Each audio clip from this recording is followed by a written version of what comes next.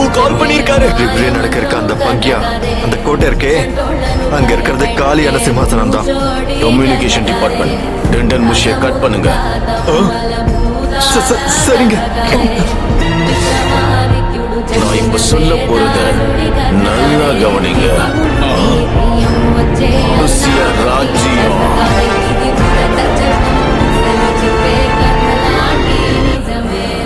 ஒரே அடியா அழிய போகுது.